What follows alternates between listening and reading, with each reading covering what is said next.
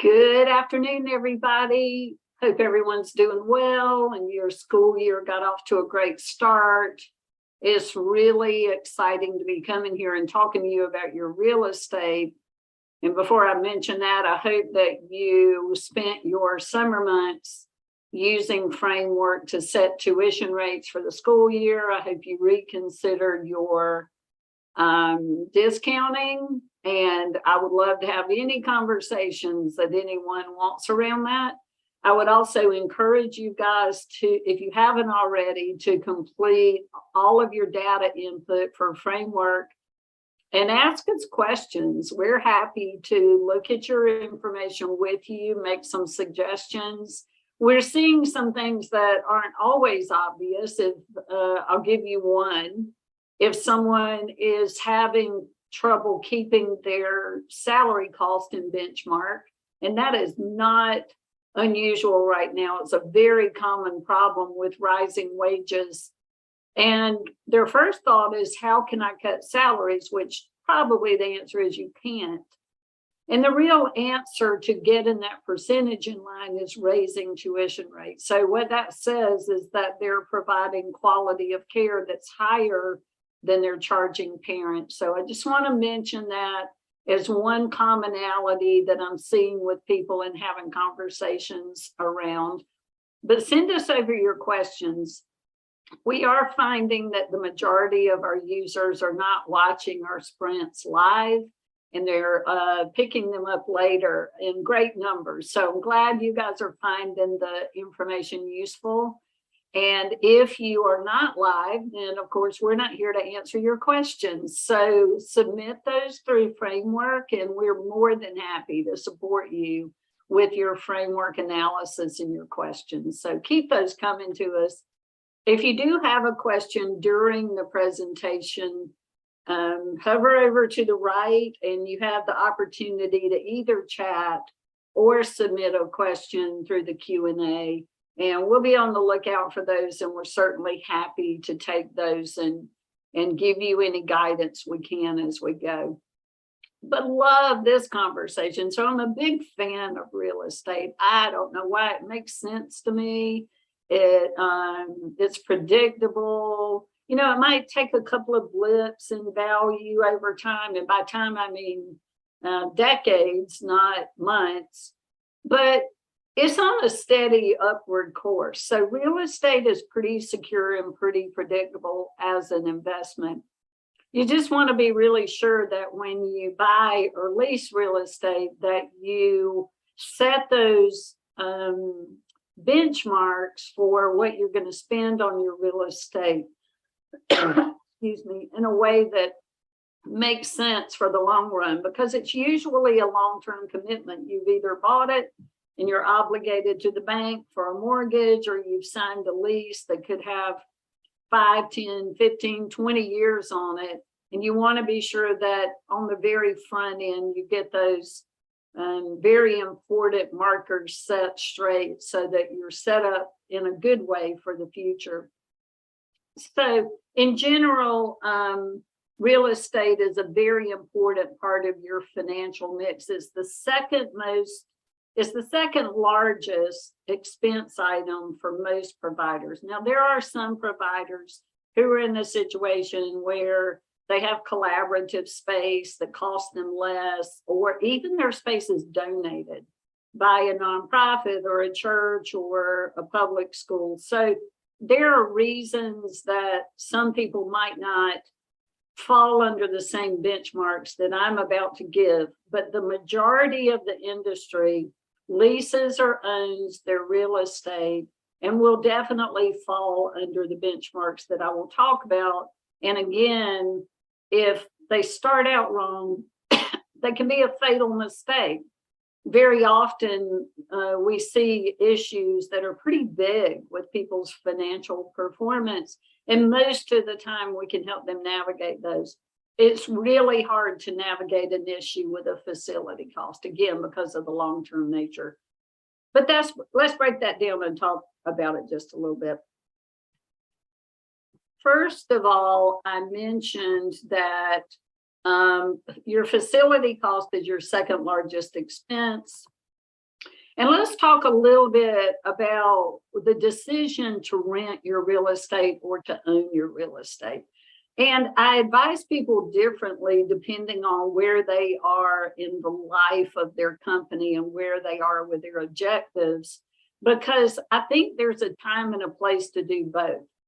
I sort of compare this to my personal experience when, as a young person, I said, I will never rent. I'm not building equity. It's a waste of money. And then there was a time in my life where I sold a house. I wasn't really sure where I wanted to live. The economic factors weren't great. Things seemed to be falling in value.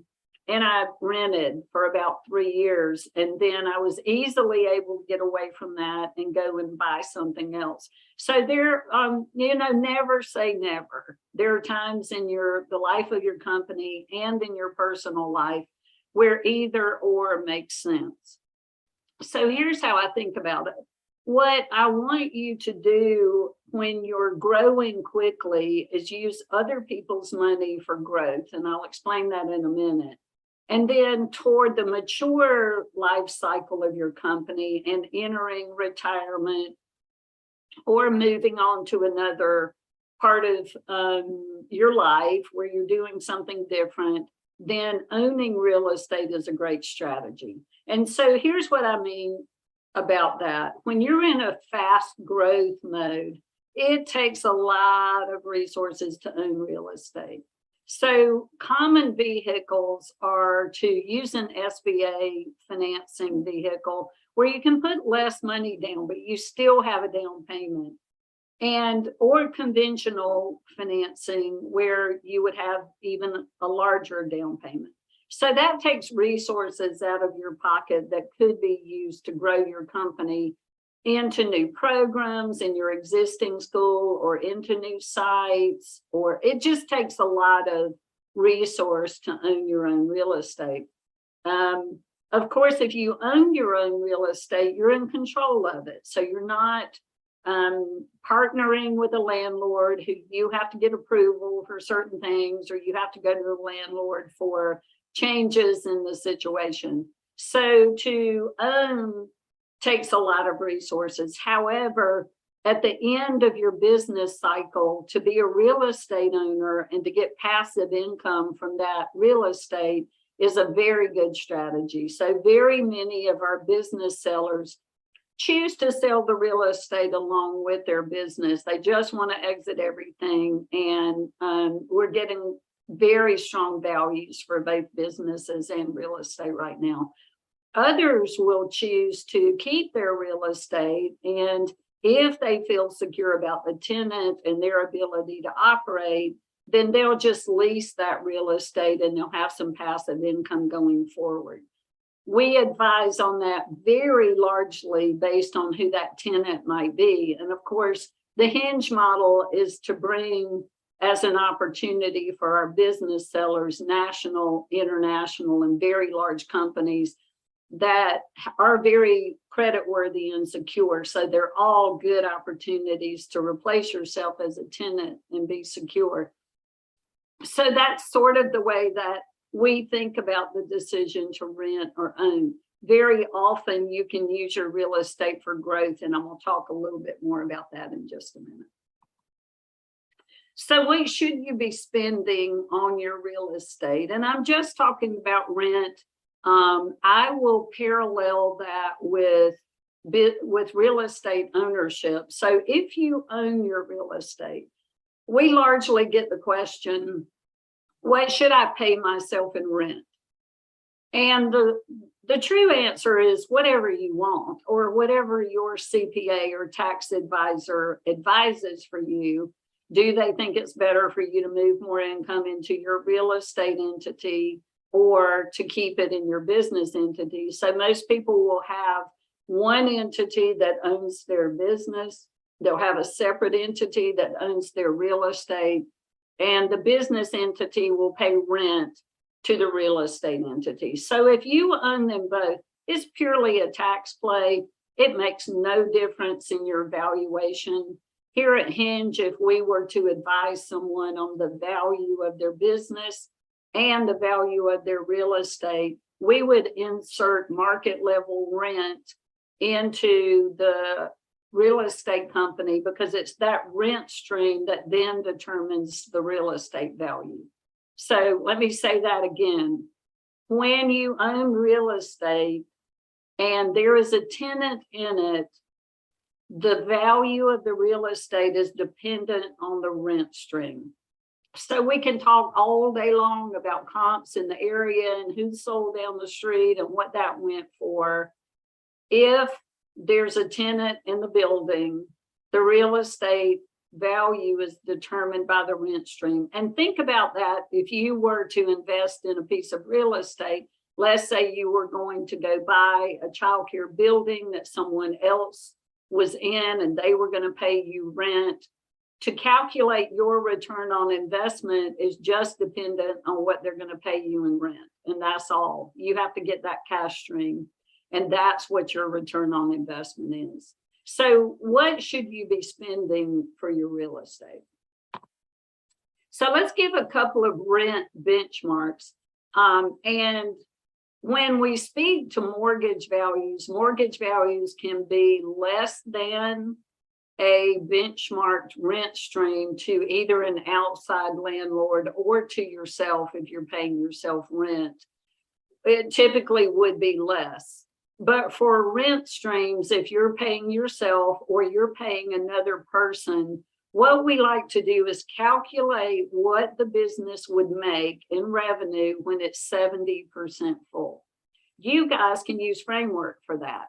You can go into the free version actually and input your license capacity and your average tuition rate and toggle the occupancy to 70%, and that's going to show you what revenue you would make at 70% full. So let's say that number comes out to $1 million annually. That's what your company has the ability to make when you're 70% full. You might be making less than that, or you might be making more than that. But 70% full is the beginning of financial health. And it's the benchmark that we lay when we look at rent values. The majority of the industry would then spend up to, and I want to emphasize that, up to 15% of that revenue number in rent.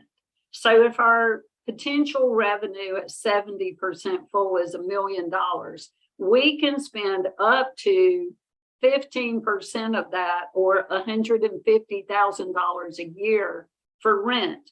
And when I say rent, I mean only rent, not other costs associated with the facility, which we'll talk about in just a minute. There are reasons that that number might be lower. So older buildings would be lower. And the trade-off there is that your repairs and maintenance are usually higher than a new building. So where you're going to have higher maintenance, you're going to have lower rent, and it usually balances out. We see some schools as low as 8%, and we do see some in the upper teens, but it's rare, and it needs to be in a very high income market where you have the ability to increase your tuition rates in the short run so that you get that number back in line. So our range is probably 12 to 15%, but we do see it slightly lower and we do see it slightly higher. But that's what you're going for. So when you set your lease with someone, be sure that you set it in a healthy parameter. Be sure that your annual escalators, meaning how much it goes up every year, tracks with how much your tuition rate's going to go up every year. For instance, can your rent go up 5% a year if your tuition is only going to go up 3% a year? No, that doesn't work. You'll start flipping over. Sort of a norm would be 1.5% to 2% a year, sometimes 2.5%. It's rare to go over that. But that would typically be where we would see those escalators. Another thing I would say is that the numbers I'm giving you would typically be a triple net format. So let me explain two concepts. There's a triple net format and there's an absolute triple net format. So let's do absolute triple net first. That's easy. Absolute triple net, you have zero obligation to do anything with the building ever. You get the rent, they're responsible 100% for every cost associated with it. If you're triple net, then that tenant, if you're the operator, is going to pay the rent. They're also responsible for all of the property taxes, insurance, and maintenance. There are exceptions to the maintenance bit, depending usually on the age and the condition of the building. So if the building's older or some of the major systems are older, the tenant may be asked to be responsible for the structure or some major systems, let's say HVAC or something like that, the roof. But as a landlord, you want your tenant, of course, to be responsible for everything. As a tenant, you want your landlord to be responsible for as much as possible. You can trade off that rent number and rent percentage if the landlord is responsible for anything or more things. So those are just some general guidelines when you're setting your rent and you're working out a lease. We mentioned that there are other costs, of course, associated with your building. The collective building costs are generally called occupancy costs. That just means that the building you occupy has certain expenses associated with it. Some of the common ones are insurance on the building, general liability on your facilities. Most people have some level of lawn care. Most people have pest control. There's always an element of maintenance. Most companies pay property taxes on that building. There are some states, Florida is a good example, where if you have a certain accreditation, you then get property taxes waived. We love Florida. That's always amazing. And then there are always other systems like internet and camera systems and front door security and things like that.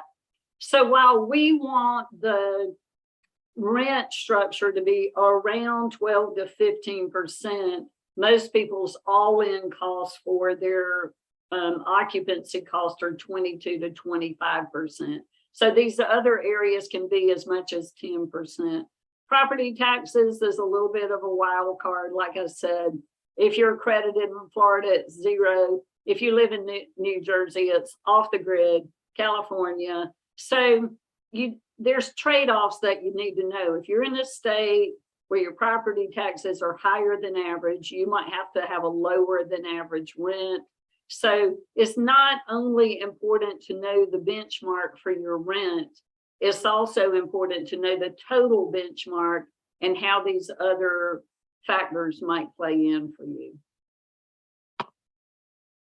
The last thing I want to talk about here is how can I leverage, or can I leverage, real estate for growth? So yes is the answer to this, and I'll give you two ways to do it. And I've actually used both of these in companies that I've run and regularly suggest these to clients. So in the former company that I managed, we owned our own real estate and owned it and owned it and owned it and paid down debt and got our mortgage to value ratio low until the point at which we had built up so much equity that we could then leverage that equity into more properties. And what I mean by that is if we had 20% equity spread from what the expectation for the lender was to what our mortgage was, we could then leverage that 20% into more property. So basically, we went back to the bank and said, use that spread for the down payment on the next property. So that's a fantastic way to use real estate to grow. If you don't choose to own your own real estate, then some other ways to grow would be to consider, and we're seeing a lot of this right now, a lot of our business owners are selling their real estate to outside investors like REITs. A REIT is a real estate investment trust. And that community has gotten heavily involved in our industry and is buying a lot of real estate. That's something the Hinge team could help you with. And also you could sell it to someone else. So using your real estate and getting that money to grow is a good strategy.